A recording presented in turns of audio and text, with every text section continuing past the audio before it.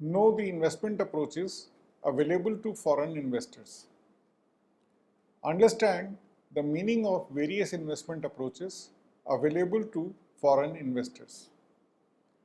Learn about three major approaches through which foreign investment can be made. Explain types of investment approaches in detail. Introduction. Meaning. FDI offers an exclusive opportunity to enter into international or global business, new markets and marketing channels, exclusive access to new technology and expertise, expansion of company with new products or services, and cheaper production facilities. Various examples of initiatives taken by companies to invest in India under FDI are Nikkei, which is one of the leading suppliers of athletic shoes and apparel, made an offer to the Department of Industrial Policy and Promotion to establish fully owned stores in India. Milacron, which is US-based company, also plans to invest around US dollar amounting to 30 million in 3-year span by setting up plants in Ahmedabad in Gujarat and Coimbatore in Tamil Nadu. Telenor Group of Norway campaigns to spend another 780 crores to boost up their ownership in Indian subsidiary Uninor to 100%. The economic growth can be boosted up by various inflows of foreign investment through FDI. To achieve that, government has taken various initiatives to promote FDI investments in India.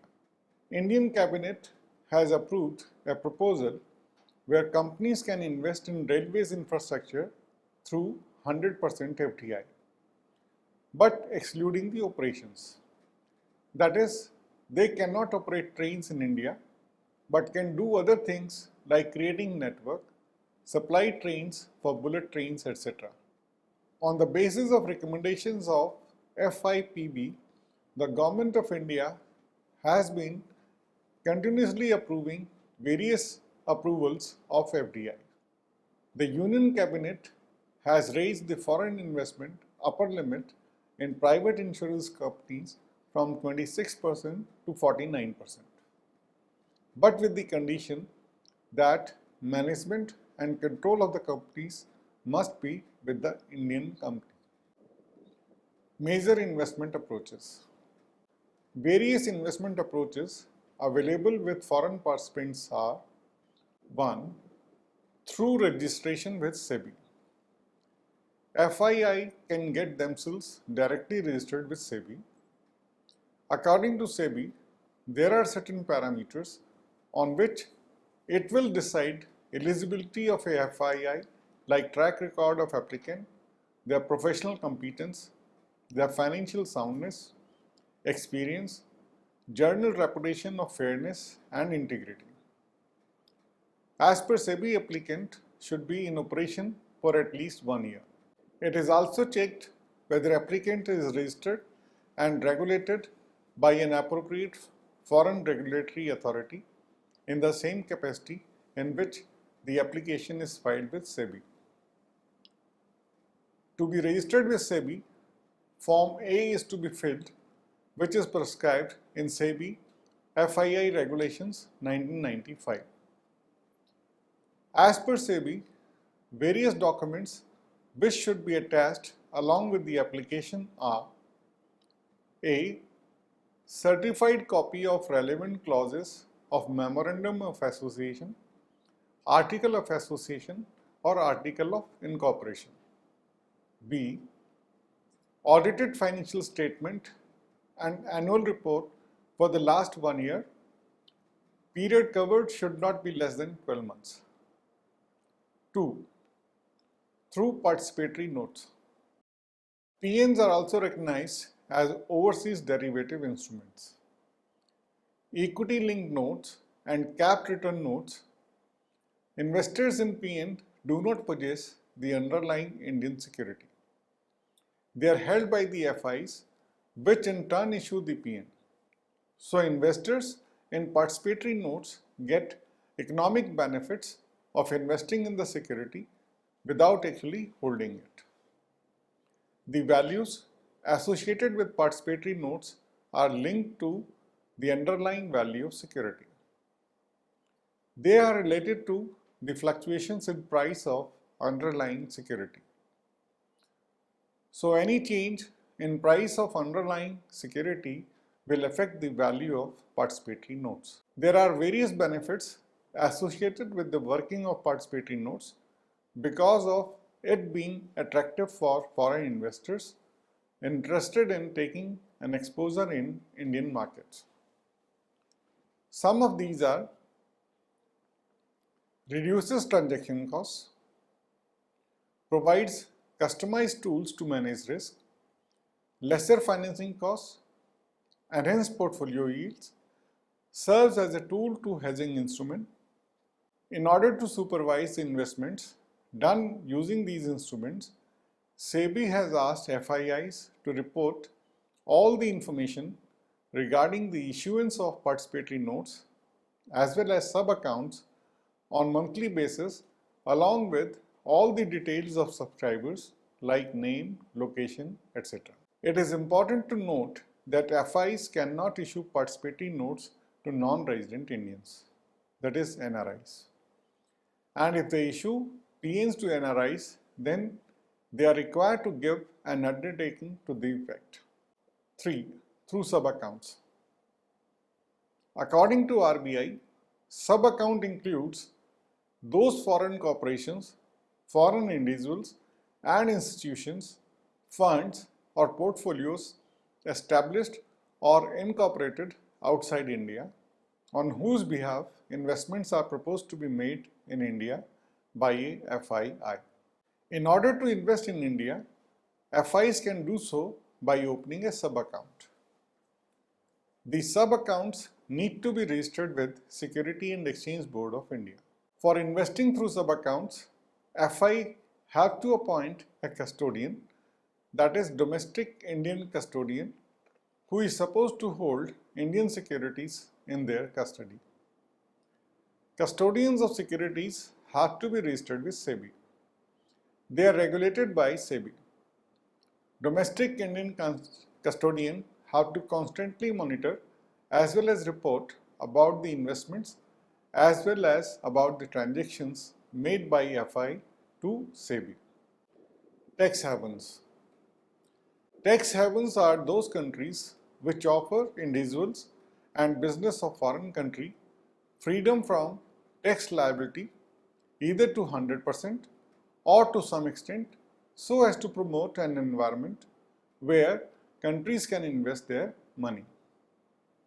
This will help in promoting of stable environment in terms of political as well as economic environment.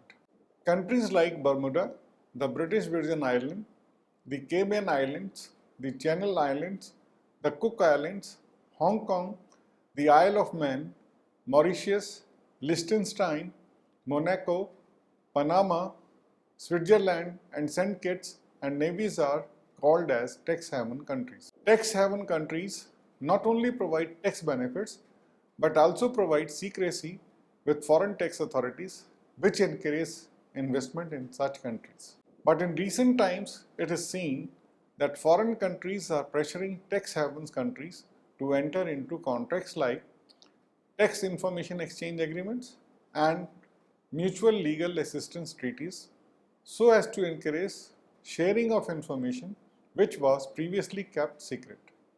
Various approaches of FDI.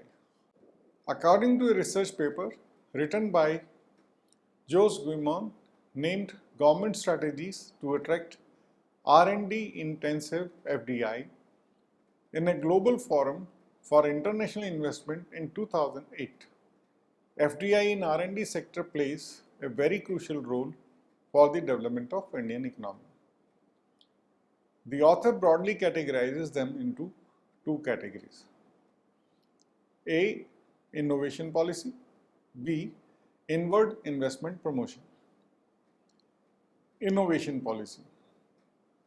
He says that countries undertake fiscal as well as financial incentive to promote FDI through R&D. They also undertake activities to develop human capabilities and attract foreign talent.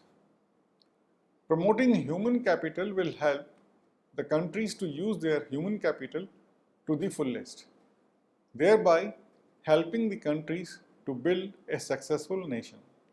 Promoting innovation policy also enhances research infrastructure of the country, which also helps in promoting collaborations and linkages. This will boost the speed of growth of the country. Inward investment promotion. Countries undertake activities to promote R&D, which help them build image. They also undertake initiatives to promote investment and implementation of services. Not only this, they also emphasize on aftercare services. The paper also cites various examples of advertising as R&D location across European Union. For example, Germany, slogan used for it is land of ideas. Italy, log on to Italy. United Kingdom, want to be part of the UK cutting edge technological revolution. Ireland, knowledge is in our nature. Sweden, new ways of thinking. Denmark, creative Denmark. Spain, technology for life. Catalonia, Spain, look at innovation, look at Catalonia. Lower Austria, enjoy high performance in the high-tech business. Wallonia, Belgium, the pursuit of technological excellence. Portugal, technology from the heart. Czech Republic, the skills hub of Central Europe.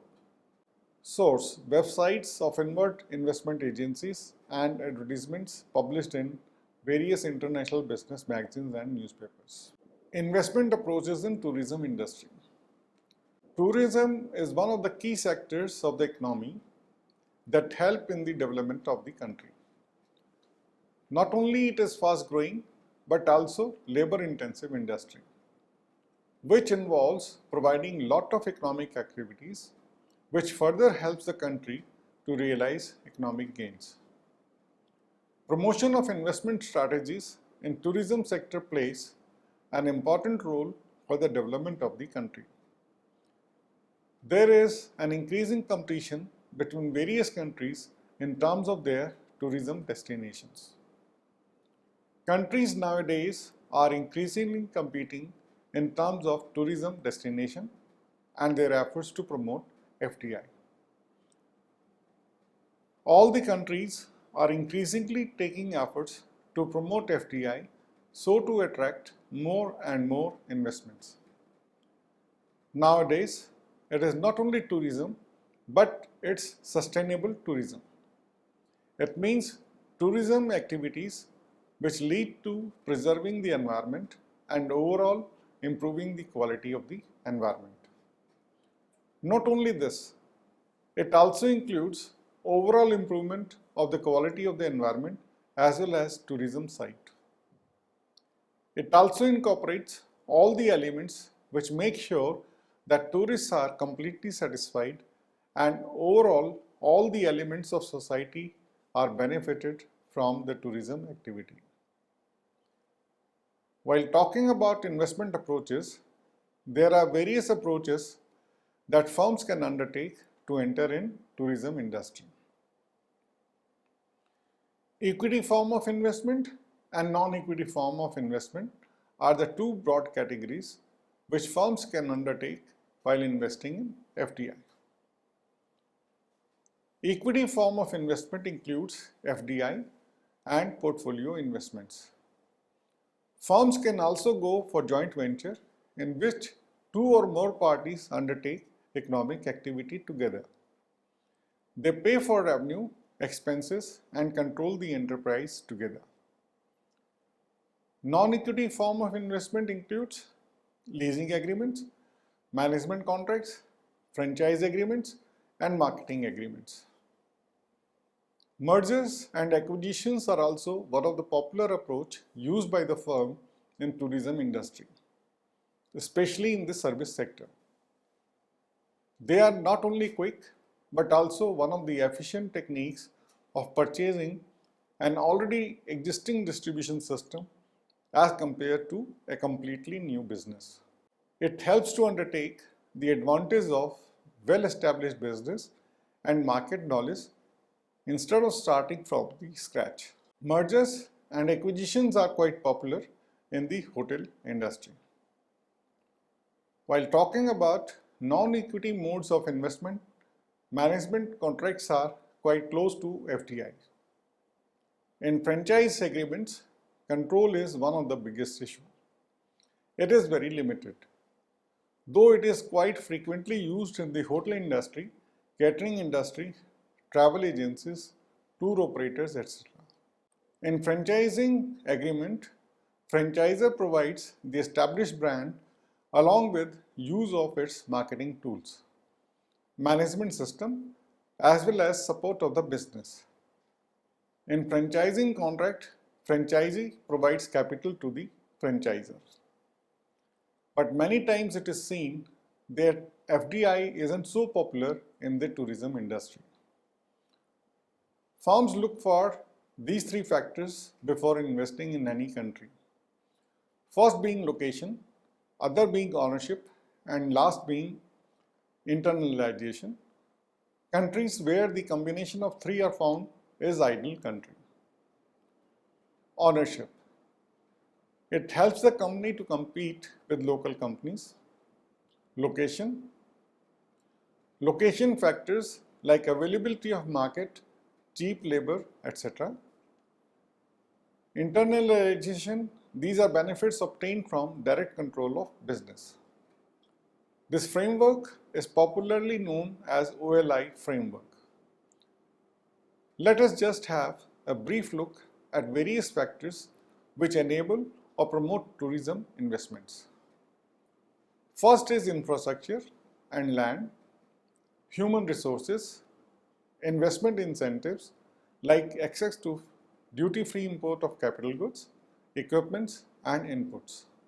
B. Providing of training for locally employed staff, etc. These initiatives will promote tourism investment in an economy. Case study, Suzuki Motor Corporation in India. Amar K.J.R. Nayak from Xavier Institute of Management, Bhubaneswar, India has written a well-elaborated research paper on FDI model in emerging economies. Case of Suzuki Motor Corporation in India in the Journal of American Academy of Business, Cambridge in March 2005. In his paper, he has examined how automobile functions. Their investment needs are analyzed. Author also takes into account scenario of automobile industry prior to entry of Suzuki in India and also analyzes the nature as well as timing of entry of Suzuki Motors in India. Paper has also discussed about suitable and efficient model of FDI in Indian economy. For the purpose of study, author has analyzed date of FDI pattern of Suzuki Motors from 1982 to 2003 using reports of the company, government reports and various other secondary sources. Not only this, author has also conducted primary study by interviewing 10 key executives of Suzuki Motors and Government of India who were involved in investment of Suzuki Motors. The sample so collected was made sure to be reliable and was checked if it met the characteristics of entire population. In 1969, Sanjay Gandhi started producing small passengers car with name of Maruti Limited. Though it started with huge success, but it didn't succeed much. And in 1980, company was acquired by the Government of India and was renamed to Maruti Udyog Limited. Gradually, with the upcoming success of the company, management of MUL soon started to search for its foreign collaborator, which will help them provide with low-cost, fuel-efficient car engine of below 1000 cc. Various countries came but did not succeed with final negotiations. But finally, Suzuki Motors won the partnership of MUL with its attractive offer, and finally, on 2nd October 1982, the agreement was signed. Suzuki Motors faced many hurdles in its mission to make successful, cost-effective cars. Not only they faced poor infrastructure problems, which led to biggest hurdle in its way to build a successful, cost-effective car, but also faced major problem of using the Indian components in its production process. For the latter, Suzuki invested broadly in order to manufacture Indian components, thereby improving the quality of components and reducing the overall cost. The amount of intense commitment of the investment of Suzuki Motors is worth mentioning. Not only it invested huge amount, but also deputed its own human resources to manufacture cars as well as its manufacturing component. Roughly 7 Japanese employees were employed per year in manufacturing of cars.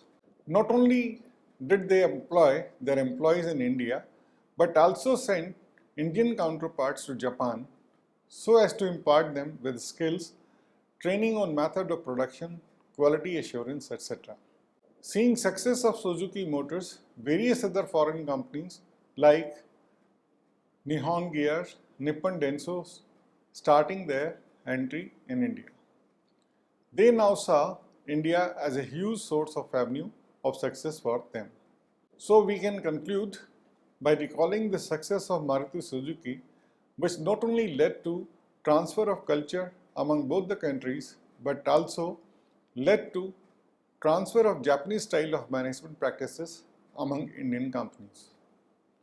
Japanese management features like quality cycles, employee participation in decision-making process, etc. have proved to be quite successful. Summary.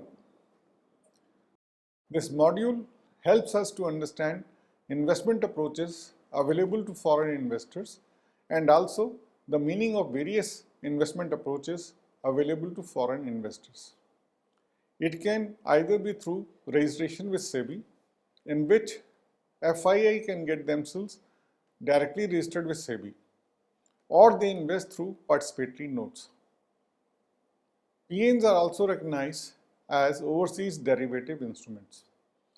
Equity-linked notes and capped return notes. Investors in PN do not possess the underlying Indian security. They are held by the FII, which in turn issues the PN. So investors in participatory notes get economic benefit of investing in the security without actually holding it. Or investor can invest through sub-accounts.